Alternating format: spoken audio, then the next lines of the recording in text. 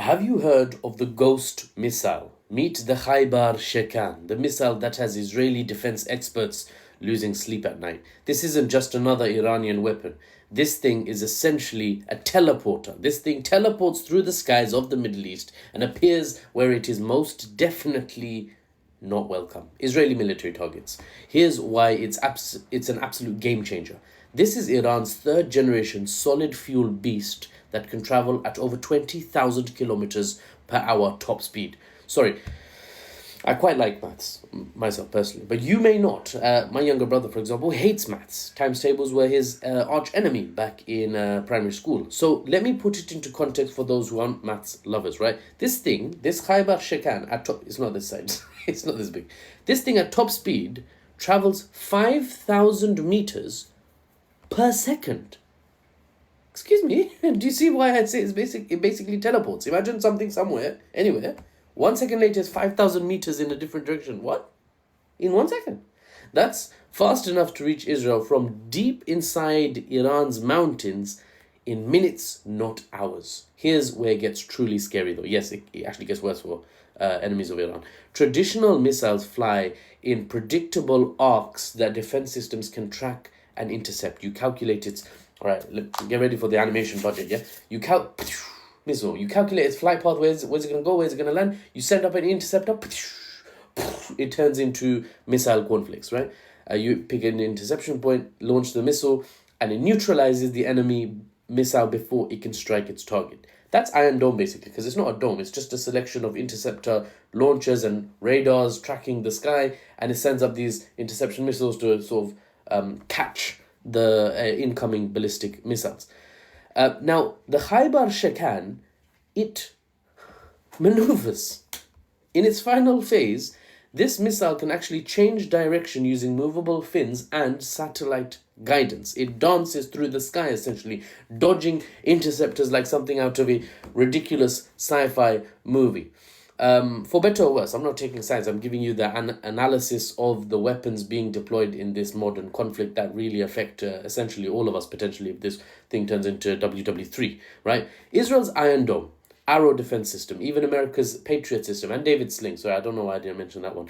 They're all designed to hit targets following that ballistic trajectory I just showed. Ballistic missiles, you see, normally go so far up that they go past atmosphere, they go into space where there's no air resistance, right? There's no air hitting them, so they really can speed up. Then they come back down when they're near above their target, back into the atmosphere and hit their target, right? They've got a nice as in like a tidy arc. But when a missile starts zigzagging at 5 times the speed of sound, that's a nightmare scenario, right? The Khaybar Shekan is 1,500 kilos of pure destructive dancing power, and it's small enough, still not this size, but it's small enough to hide in underground launch sites that Israel can't target easily. It's 4 meters in length. This is still not 4, you get the point, right? It's 4 meters, that's not that long. Iran has now started using these in just the last 2 days, and it's really causing a negative impact, to put it very lightly, on the Israeli state. In their recent attacks on Israel, they've been deploying these, and they're being very, very difficult to intercept. And the results speak for themselves. Multiple impacts breaking through Israel's supposedly impenetrable 4-layer defense system.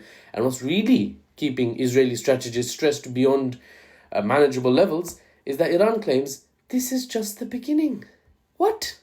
They say they have an even more advanced version called the Fattah that flies hypersonic trajectories. So ballistic trajectories are like that.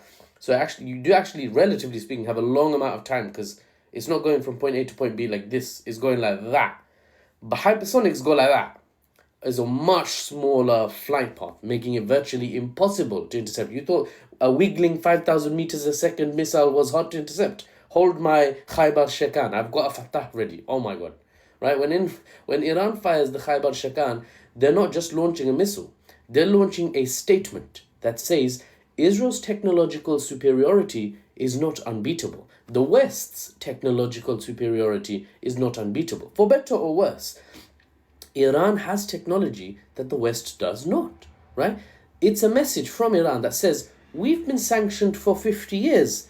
Israel was propped up, fed well, funded, armed, covered diplomatically for those same 50 years by the superpower of the age. And after you buffed them into the sky and nerfed us into the ground, look what we are still capable of. The message is clear. You don't wound a beast that you cannot kill, especially if your allies are in the mood to run rather than give you backup.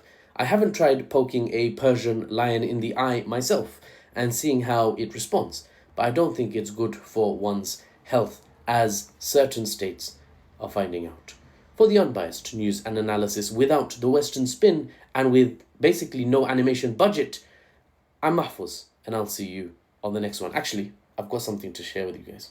So first of all, huge thank you for your support, for your viewership. I know loads of people are sharing this stuff to family members to keep them informed, because you're fed up with the Western news outlets and their the filter they put, the Western spin that they put on the facts before they deliver it to you, and you have to sort of unfilter it, or you just don't manage, and now you're stuck in a sort of narrative that's very Western informed by the state you're living in.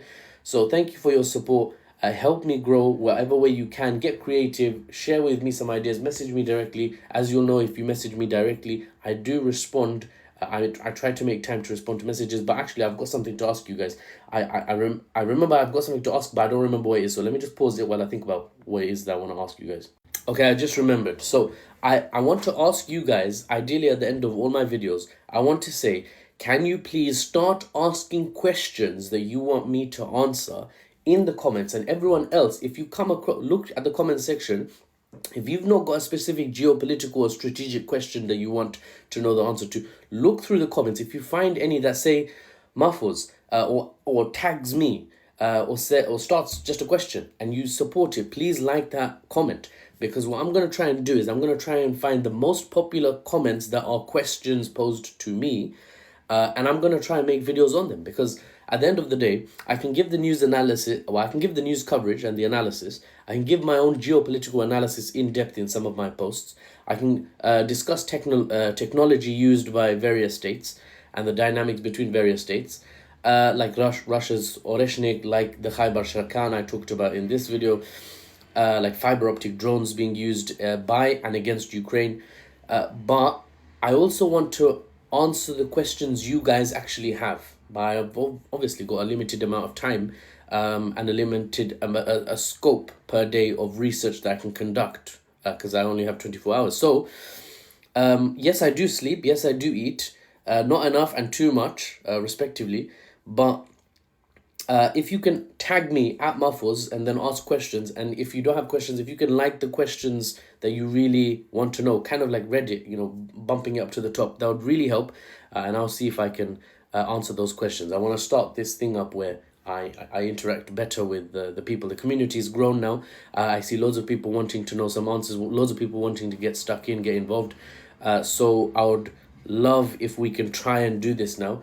And actually, at some point, start some lives. I need to do some live discussions with you guys. I think that is a sort of back and forth, in real time, that allows us allows each of us to understand better where other people are coming from, alternative opinions, answering questions on the fly in real time, or saying I simply don't know because I don't know everything. So yeah, thank you for your support, and I'll see you on the next one.